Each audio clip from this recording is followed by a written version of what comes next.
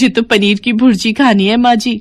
तो बस ठीक है, रात के खाने में कढ़ी चावल, देसी घी के पराठे और पनीर की भुर्जी बनेगी। जो मेरी दोनों बहुओं ने कह दिया वही बनेगा।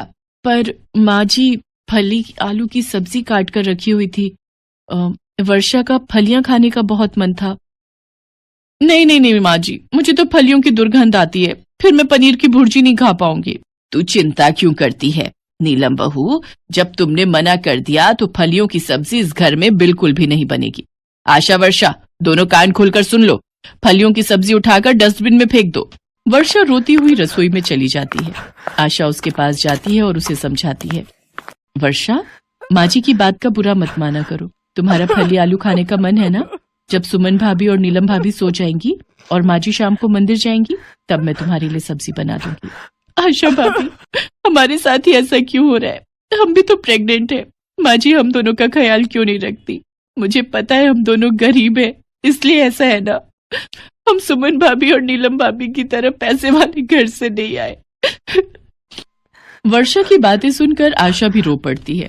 कुछ महीने बीत जाते हैं। बहुओं की गोद भराई की रस्म होनी थी। सब उसी की तैयारियों में लगे थे। गायत्री देवी भी सुमन और नीलम की गोद भराई के लिए ज्यादा उत्साहित थी। उन्होंने सुमन और नीलम के लिए बढ़िया बढ़िया कपड़े और गहने मंगवा कर रख लिए थे। पर आशा और वर्षा की तरफ गायत्री देवी का कोई ध्यान ही नहीं था। सब लोग बैंक्वेट हॉल में फंक्शन के लिए जाने की तैयारी कर रहे थे। तभी सुमन और नीलम गायत्री के पास आती हैं। बोलो ना भाभी, पहले आप बोलो।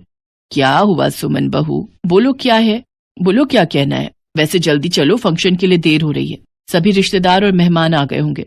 माँ जी, वो मैं कह रही थी कि इस फंक्शन में आप ना ही जाओ तो हमारे लिए और हमारे आने वाले बच्चे के लिए शुभ रहेगा। वो मेरी मम्मी कह रही थी कि एक विधवा का साया एक गर्भवती सुहागन पर पड़ना अच्छा नहीं होता।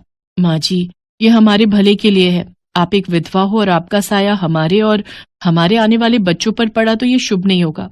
इसलिए आप इस फंक्शन में ना ही जाओ तो बेहतर है। आप आज हम दोनों से दूर ही रहना। हम नहीं चाहते कि हमारे आने वाले बच्चे की जान को खतरा हो। सुमन और नीलम की बातों को सुनकर गायत्री देवी को एक धक्का सा लगता है और उनकी आंखों में से आंसू बहने लगते हैं। वो हिम्मत बांधते हुए दोनों को सिर हिलाकर मना कर देती हैं। चलो नीलम, माँ जी हमारी बात को समझ गई हैं। अरे वो बहुत समझदार है। सुमन और नीलम फंक्शन में चली जाती हैं, पर कुछ देर बाद वो देखती हैं कि गायत्री देवी फंक्शन में आ गई हैं। माँ जी, हम आपको मना करके आए थे ना कि आप फंक्शन में मत आना। आपने फिर ऐसी बच्चों वाली हरकत की कि आप नहीं चाहती कि हम और हमारा बच्चा सुरक्षित रहे। तभी आशा और वर्षा आ जाती हैं। सुमन भाभी, नीलम भाभी, माँ जी को हम लाए हैं। माँ जी हमें और हमारे आने वाले बच्चों को आशीर्वाद देंगी।